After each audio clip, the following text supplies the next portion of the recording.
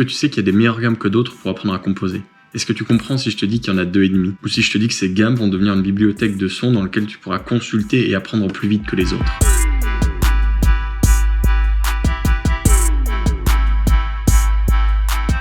Alors salut, c'est Augustin de Offbeat School. Aujourd'hui, je vais t'apprendre une astuce qui est un peu inédite dans le sens où, pas que je l'ai inventée, et c'est quelque chose qui m'est venu assez naturellement quand j'étais débutant, mais que j'ai vu personne d'autre partager et qui est pourtant très important si tu veux apprendre à composer plus vite. Alors dans cette vidéo, je vais te donner les 2,5 gammes qui sont les mieux pour apprendre à composer et pourquoi il faudra que tu t'en serves comme des bibliothèques musicales, et tu vas comprendre ce que je veux dire par là.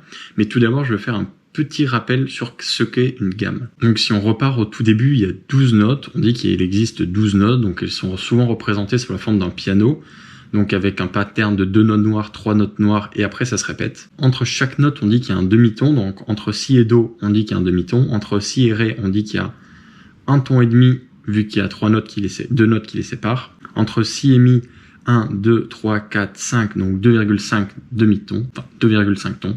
Enfin bref, parmi ces 12 notes séparées par un demi-ton, on va en choisir 7, espacées par un certain nombre de tons pour créer une gamme cohérente et harmonieuse. Ça serait un peu comme de la muscu, moi j'aime comparer ça à la muscu. Imaginons que tu arrives dans une salle de muscu, il y a 12 machines, toi tu vas être musclé en haut et en bas, tu veux pas avoir des jambes de poulet comme on dit. Et ben justement, tu vas demander un programme au coach qui va te donner 7 machines sur lesquelles tu vas t'entraîner et qui vont te permettre d'avoir un corps équilibré, pas comme si tu utilisais les 12 machines à la fois. Donc c'est un peu pareil avec les gammes. Donc si tu veux avoir une gamme musclée, ça paraît con quand je le dis à voix haute, mais il faut que tu choisisses tout d'abord une tonalité, donc une note de départ et son mode, donc c'est l'intervalle entre les différentes notes. Ce qui est le plus important, c'est pas la tonalité, c'est le mode. Tu vas vite comprendre pourquoi. En gros, on s'en fiche de quelle note la gamme part, ce qui fait qu'une gamme est majeure ou une gamme est mineure. Tu dois connaître ces deux termes. Il y a la gamme majeure et la gamme mineure, la gamme heureuse et la gamme triste. Et tout ce qui importe, si tu veux faire une musique heureuse ou triste, ça va être de choisir la bonne gamme et du coup d'avoir les bons demi-tons entre tes notes et non pas choisir comme note de départ une des notes, une parmi les 12 notes. Ça a très peu d'importance, c'est ce qu'on appelle une couleur. Imaginons que tu veux faire une gamme majeure, tu vois qu'il y a ton, demi-ton, ton, demi-ton.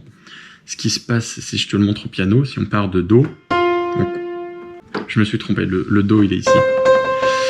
Donc ce qu'on va faire c'est ton, demi-ton. Ton, donc on saute celle-là, ton, on saute celle-là, on saute encore, et après un demi-ton. Donc là, tu as pu le voir, la gamme de Do majeur, elle part du Do et elle suit les notes blanches, c'est plutôt bien fait. Et on aura pareil pour la gamme mineure, elle part de La et elle suit les notes blanches. Et tu l'as peut-être deviné, mais ces deux gammes-là, c'est ce que je te conseille d'utiliser si tu veux apprendre à composer plus vite. Alors peut-être que tu comprends pas pourquoi, peut-être qu'on t'a dit que pour démarquer, il fallait utiliser des gammes compliquées comme la gamme de Ré dièse mineur, je sais pas. Ça, c'est un peu des conneries entre toi et moi. Si tu veux vraiment devenir bon en composition, je sais que personne n'aime entendre ça, mais il faut être bon en théorie musicale. Donc la théorie musicale, c'est savoir ce qu'est une gamme, des accords, des motifs, etc. Et bon, t'as de la chance aujourd'hui, grâce au MIDI, donc grâce aux notes sur les logiciels de musique, on n'a plus besoin de solfège. Donc ça, solfège, contrairement à la théorie musicale, moi je conseille pas de l'apprendre. Et bref, utiliser ces deux gammes, ça va te permettre de progresser plus vite en théorie musicale et de plus vite comprendre comment ces gammes fonctionnent, le rôle de leurs notes, le rôle de leurs accords, etc., etc. Peut-être que tu me crois pas encore quand je te dis que la note de départ a pas d'importance, très peu. Je vais te faire un test très rapidement. Par exemple, je n'ai aucune idée dans quelle gamme a été joué Crazy Frog. Pourtant, si je te le joue dans la gamme mineure, tu vas reconnaître la mélodie. Je te fais écouter.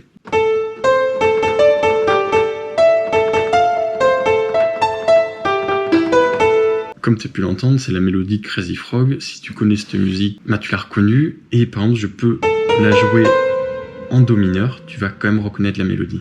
Faisons le test.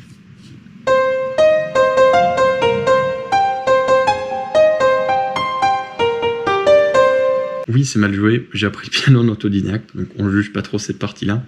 Mais bref, tu as compris l'idée. Ce qui fait une mélodie, ce qui fait une suite d'accords qui fonctionne, c'est pas la tonalité, c'est pas la note de départ de la gamme, c'est les tons entre ces notes, c'est ce qui est le plus important. Donc pourquoi utiliser ces deux gammes-là si tu débutes? Tout simplement parce que tu vas pouvoir analyser les mélodies plus simplement et observer les patterns, donc des éléments similaires entre différentes musiques, plus facilement.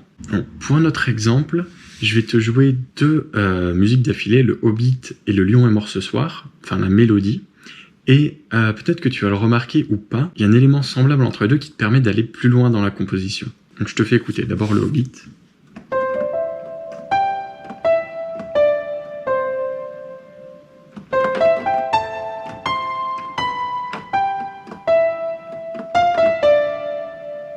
Maintenant, le lion est mort ce soir.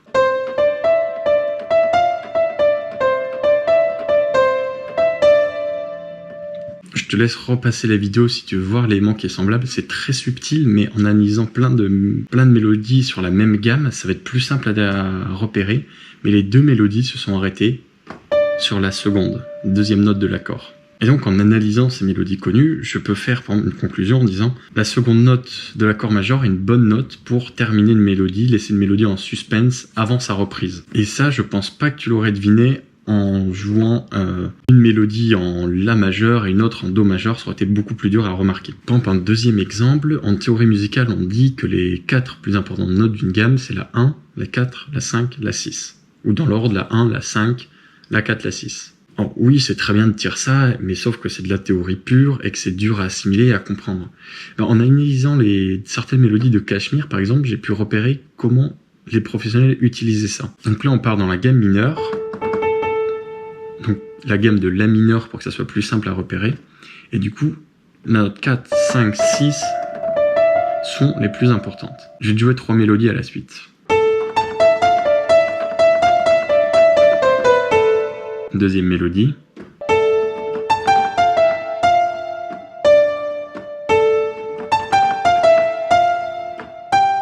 Dernière mélodie.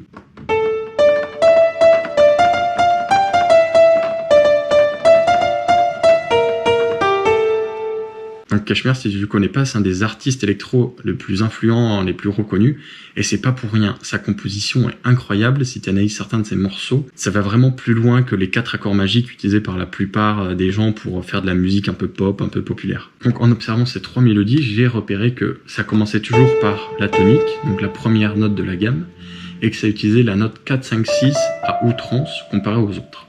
Donc je pense que maintenant tu peux comprendre pourquoi je te dis que la gamme de La mineur et la gamme de Do majeur, donc celle-ci, sont des bibliothèques musicales sur lesquelles tu devrais t'inspirer parce que ça va te permettre de plus vite comprendre comment marchent les gammes, comment marchent les notes, leur rôle dans chaque type, etc., etc.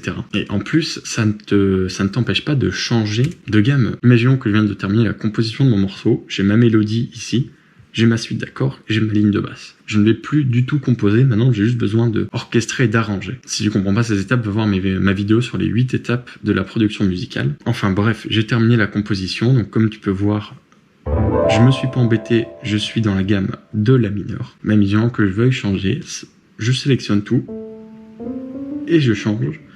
Et à partir de là, les tons sont respectés, la tonalité aura changé. J'aurais pu composer avec la gamme de La mineur que je maîtrise et que je connais bien, mais produire une musique qui est finalement dans une autre tonalité qui va être un peu plus différente, un peu plus intéressante.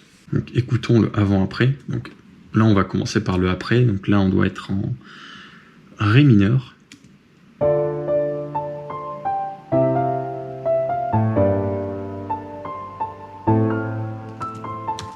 Repassons en La mineur.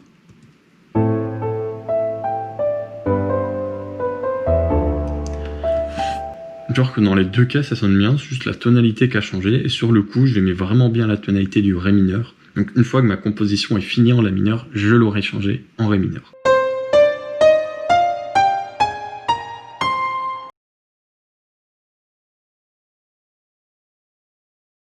Bref, je pense que c'est tout dans cette rapide vidéo. Si tu veux récupérer ce PDF, c'est le PDF récapitulatif de ma formation, les 7 étapes de la composition. Donc si tu n'as pas encore acquis les fondamentaux, si tu ne sais pas exactement ce qu'est une gamme, des accords, je te la conseille. C'est gratuit, premier lien dans la description, et tu as le PDF récapitulatif. Et voilà, j'espère que cette vidéo t'a plu. N'hésite pas à me commenter, à me donner ton retour, à liker, à t'abonner si tu en veux plus. Moi, je trouvais très intéressant de partager cette astuce et je te dis à la prochaine.